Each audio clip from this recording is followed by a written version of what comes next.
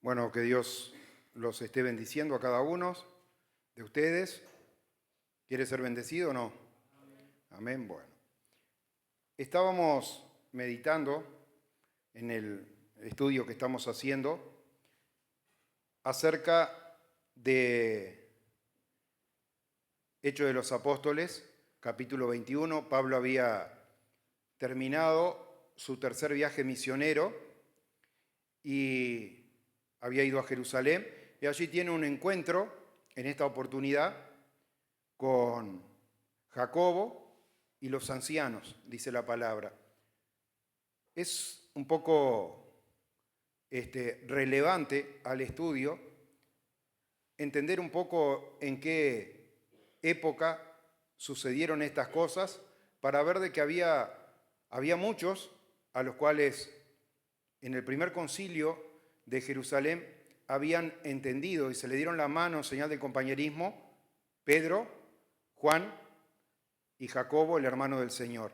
Estos tres, si usted lo estudia en el libro de Gálatas, capítulo 2. Hay algo importante, tal vez usted piensa, decir, bueno, hay que hacer un estudio lineal, es decir, del capítulo 1 pasar al 2, del 2 pasar al 3, etcétera. Pero tenga presente que el que nos relata acerca de la obra, de los hechos de los apóstoles, la venida del Espíritu Santo y la divulgación del Evangelio, es Lucas, como lo hemos visto cumpliendo un rol de historiador, este hermano, este colaborador de Pablo, que era médico también, había ido y había entrevistado, y es el que nos da muchos detalles, incluso de la revelación que tiene Zacarías, el padre de Juan el Bautista, y Elizabeth, y etcétera, y nos aporta muchos datos que los podemos ver en el libro de Lucas. Sin embargo, él no formó parte del primer viaje misionero, ni tampoco estuvo presente en el concilio en Jerusalén. Entonces, hay testimonios que nosotros lo tenemos que buscar en otras partes de la palabra para poder entender un poco los tiempos y qué cosas habían ido sucediendo. Yo hoy prefiero citarle los pasajes para que usted lo pueda completar el estudio en su casa y no distraerlo leyendo mucho, que lo puedo hacer porque tengo todos los pasajes claramente marcados, pero quiero que nosotros podamos entender un poco la cronología en la cual se llevan a cabo las cosas. ¿Y por qué es importante? No es por un tema de conocer, sino por un tema de que hay una realidad de lo que se había acordado en el concilio de Jerusalén, que usted lo tiene en Hechos de los Apóstoles, capítulo 15, donde no se nombra a Juan, se nombra a Pedro y se nombra a Jacobo, pero en Gálatas, capítulo 2, Pablo dice: en señal de compañerismo me dieron la mano, dice Jacobo, el hermano del Señor, Pedro, Cefas, que es lo mismo, y Juan. Así que nosotros vamos teniendo un testimonio que se va dando en distintas partes. También cuando el apóstol Pablo es llevado preso y todo lo demás, lo vamos a ver llegado el momento, pero ahora tiene relevancia porque en el capítulo 26 de Hechos de los Apóstoles, Pablo le relata su conversión al rey. Y entonces ahí también aporta detalles. Es decir, el apóstol Pablo, como sabemos, entra en escena. Lucas habla acerca de ese joven.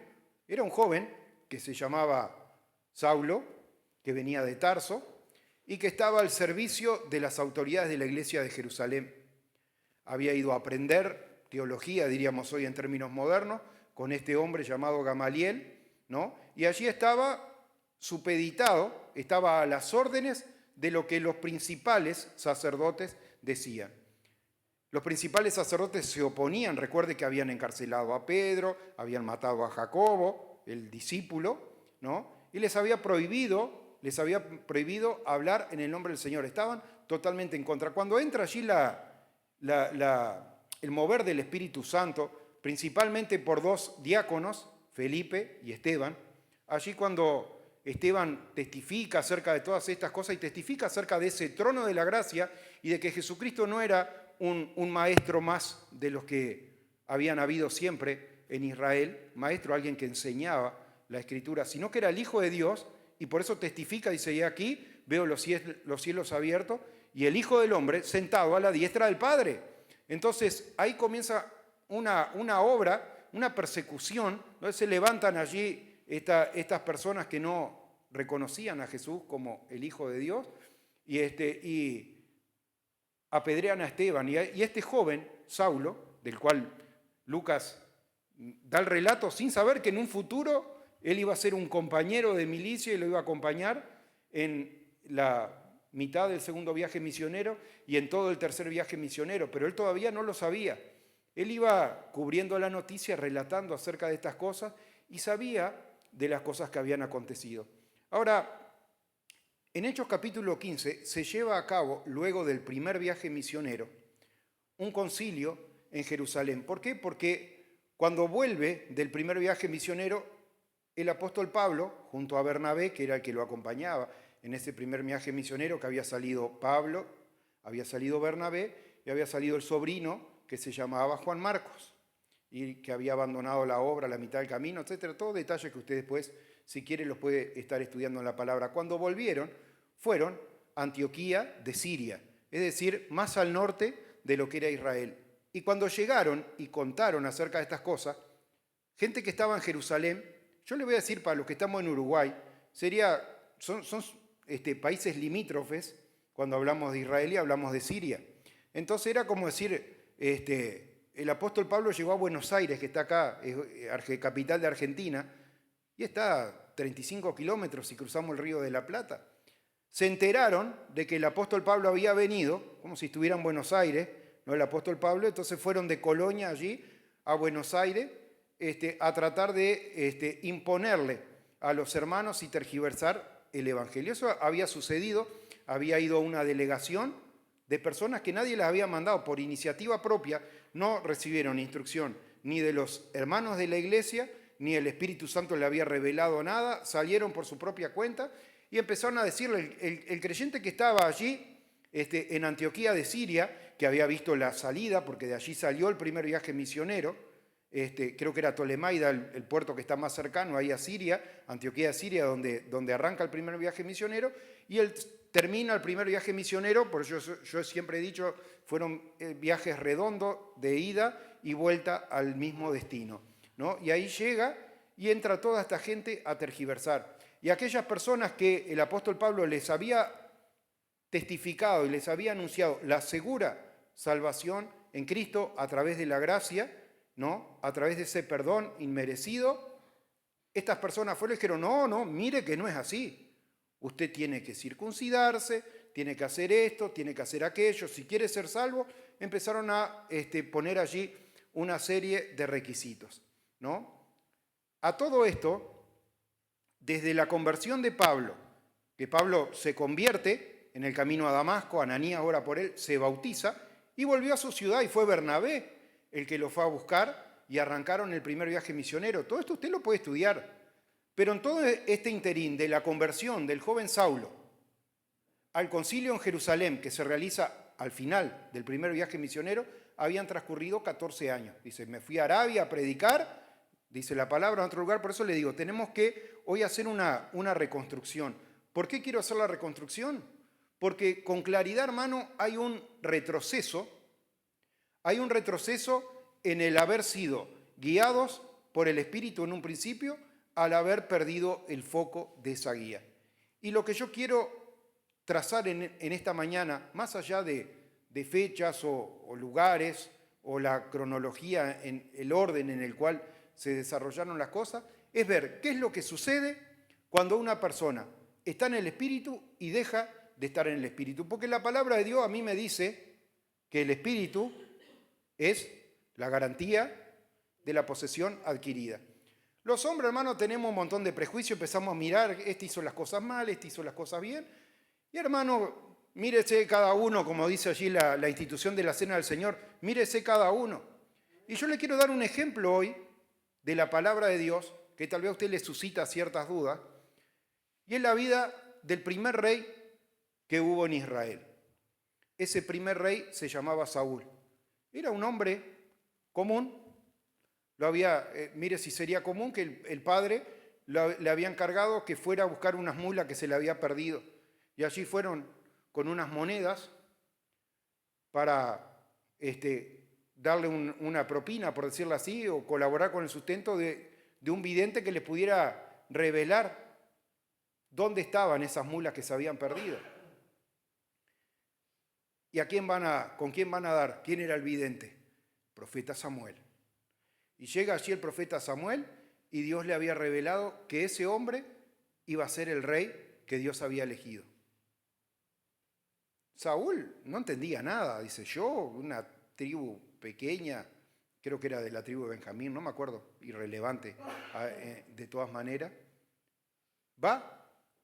Allí dice, ahora dice, apresúrense a regresar porque ahora ya el padre tuyo, Saúl, no está preocupado más por las mulas, sino que está preocupado por ustedes que demoraron mucho en regresar.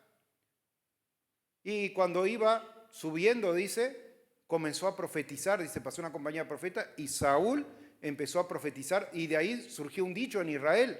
Dice, también Saúl, en medio de los profetas, dice, porque el Espíritu de Dios vino sobre él. ¿Sí? Así que, hermano, Saúl, hermano, no solamente fue ungido y fue elegido entre todos los que había en Israel para gobernar, sino que también Dios lo confirma con su Espíritu. Y después, hermano, anduvo en camino de error, hizo las cosas mal y un espíritu inmundo empezó a atormentar su vida. Y llama a alguien que supiera, búsquenme uno que sepa tañer, que sepa arpegiar, que sepa tocar bien el arpa, porque cuando en medio de la música allí se aplacaba aquel tormento que él tenía, y ahí termina vinculándose con el pastor de ovejas, David, que luego llega a ser rey de Israel. Y hermano, David hace una campaña militar exitosa, derrota, toma la fortaleza de Sión y le otorga casarse con su hija, pero allí empezó a tener celos Saúl de su propia vida, de la vida del éxito que tenía David, porque la gente cantaba, Saúl venció a sus 1000, pero David a sus 10.000, y esto no le gustó y lo empezó a perseguir. Y lo perseguía y procuraba la muerte, y David en más de una oportunidad tiene misericordia de su vida. Una vez se acuesta a dormir en una cueva, y allí fue y le cortó un pedazo del manto de Saúl, y luego había algo que lo reprendía de que él había hecho las cosas mal porque había levantado la mano contra el siervo de Dios, aunque lo estuviera persiguiendo. ¿Por qué le hago esta historia? Porque si usted presta atención, hermano, del capítulo 20, que nosotros, del capítulo 21, perdón, que nosotros estamos meditando hoy, donde ya no nos menciona más, había pasado el tercer viaje misionero, fue por ahí aproximadamente en el año 56 de nuestro calendario. Habían pasado más o menos 7 años con el segundo viaje misionero y el tercer viaje misionero de que se había realizado el concilio en Jerusalén. Recuerde, Pablo se convierte. 14 años después, sube a Jerusalén y se realiza el concilio en Jerusalén. Luego sale, son enviada una carta allí a Antioquía de Siria, por medio del hermano Silas y otro hermano más, y Silas le parece bien quedarse allí y se quedó en Antioquía de Siria, y luego el apóstol Pablo sale en el segundo viaje misionero en esta oportunidad acompañado de Silas.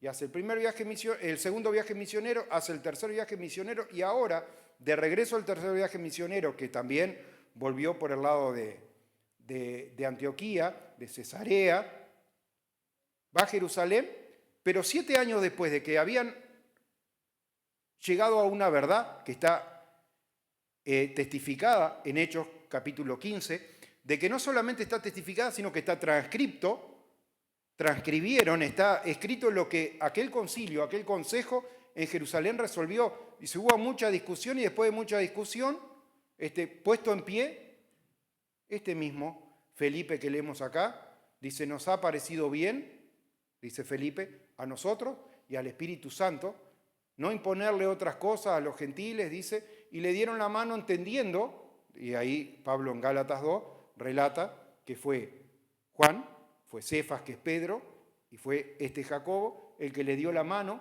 en señal de compañerismo, entendiendo de que Dios le había encomendado la predicación a los gentiles, de la misma manera que les había encomendado a aquellos 12 la predicación a los que eran de la circuncisión.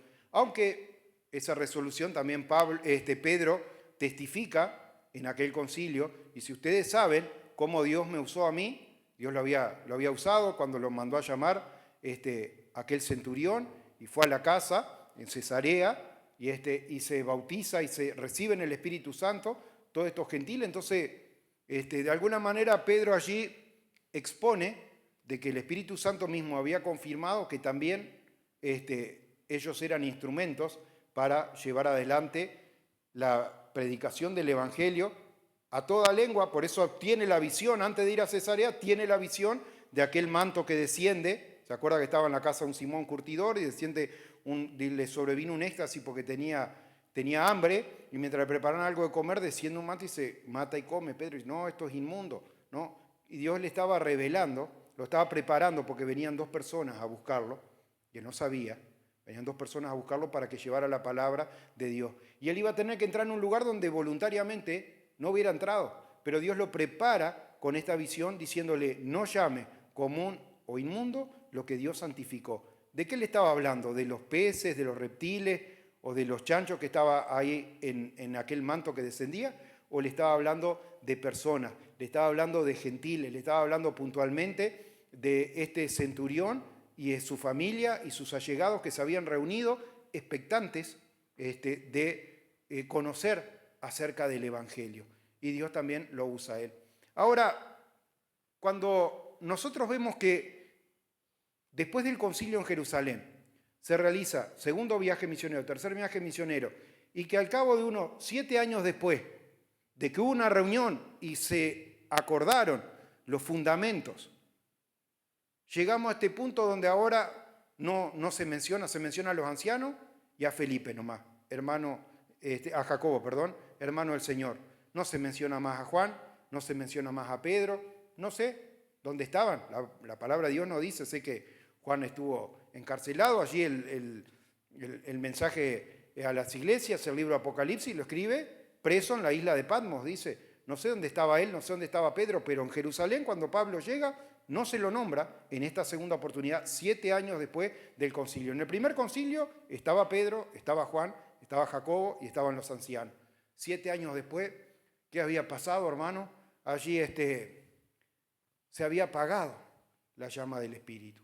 Recuerde que una de las características que señalaba al precursor de Jesús, el que vendría a preparar el camino, era Juan el Bautista. Dice, una de las características que tendría, dice, no apagará el pábilo que humea. El pábilo, ese pedacito de tela que está dentro de la vela, ¿no? Que si en algún corte de luz, cuando no habían equipos como hay ahora, que almacenan la corriente, solares y todo lo demás, antes era muy común tener una vela en la casa, pero tal vez, aunque sea en una torta de cumpleaños, habrá soplado una vela y ve que la vela allí llega un momento donde queda rojita la punta y está ahí que se apaga. Pero dice, no apagará el pábilo que humea. ¿Por qué? Porque, hermano, esa llama del Espíritu, como se la caracteriza allí en el día de Pentecostés, dice, y le aparecieron a cada uno como lenguas repartidas de fuego. Esa llama del Espíritu, la cual puede avivarse o puede dejarse extinguir. ¿No le escribe el apóstol Pablo a Timoteo? Dice, aviva la llama del Espíritu que ardió en ti, que estuvo en tu abuela, estuvo en tu madre, y estoy seguro que está en ti, le dice. Y acá, hermano, ¿qué había pasado? Esa llama del Espíritu, esa guía del Espíritu Santo, donde dice, ya en vez de consultar en oración y esperar la revelación de Dios a ver qué le parecía, lo que habían escrito con la mano lo había borrado con el codo. Y acá, hermano, entra la pregunta, porque la más fácil es decir, tal persona será salvo. No me toca a mí juzgar, el Señor del Señor es el juicio y todo lo demás. Pero yo quiero saber dónde estamos parados, porque hay otra palabra de Dios que habla acerca de la edificación y sobreedificación de la iglesia. Y allí habla y dice, cada uno mire cómo construye. Y sabemos, hermano, hasta esa enseñanza del apóstol Pablo se ha popularizado en cuentos infantiles, como el cuento del lobo y los tres chanchitos. Porque si usted me mira, la idea está sacada de acá de lo que enseña la palabra, de casas construidas de hojarasca, casas construidas de madera y casas construidas con un cimiento firme. Y el apóstol Pablo nos dice cuál sería el destino. Dice, cuando alguien construye con hojarasca, cuando alguien construye con madera o cuando alguien construye con algo sólido, dice, ¿qué pasará? Vendrá la adversidad, vendrán los vientos, soplarán como ellos y la obra se perderá. Si bien el constructor salvará su vida, pero como pasó por fuego. Es decir, hermano, ¿qué entiendo yo de la palabra? Porque le cité el ejemplo de el rey Saúl, que el Espíritu Santo estuvo sobre él y luego, hermano, allí perdió la visión. Y si usted estudia, hermano, él se arrepentía, hermano, se arrepentía y volvía a mandarse una macana. Y hermano, a veces capaz que nos queremos parecer a David, capaz que somos más Saúl que David. Tenemos que ver cada uno. ¿Qué es lo que pasa, hermano, cuando una persona está fallando? Porque, hermano, ciertamente fallamos y justamente estamos reunidos para poder aprender estas lecciones y para no enfriarnos, no quedar como un pábilo humeando, sino poder seguir guiado por la obra del Espíritu, porque cuando uno pierde la dirección, en vez de avanzar, retrocede, como lo vemos acá. Es el mismo Felipe el que compromete al apóstol Pablo de que vaya, dice, hemos escuchado de que les manda que no se circuncide y un montón de cosas que ya habían quedado claras, que no tenía ninguna relación con la predicación a los gentiles. Y es más, el apóstol Pablo escribe en una de sus cartas, dice que cuando alguien se circuncida, se está desligando de Cristo. En vez de estar confiando, poniendo su confianza en la gracia de Dios, está confiando en sus obras. ¿Qué quiere, hermano, usted hoy? ¿Estar desligado de Cristo o quiere estar de la mano de Cristo? Asidos de Él, confiados, hermano, en ese trono de la gracia, como testificó Esteban allí cuando estaba siendo apedreado. Así que, perdone que el estudio hoy no es una lectura lineal, tuve que traerle estas cosas, pero quería que usted también entendiera de que cuando una persona retrocede en la fe, el único que se perjudica es su propia persona. Si bien la misericordia de Dios, hermano, puede salvar a esa persona, si realmente había sido sellado con el Espíritu Santo, hermano, Dios no escribe con la mano y borra con el codo. ¿Cree que es así o no? Que Dios los bendiga a cada uno, los dejo acá con el pastor Renzo.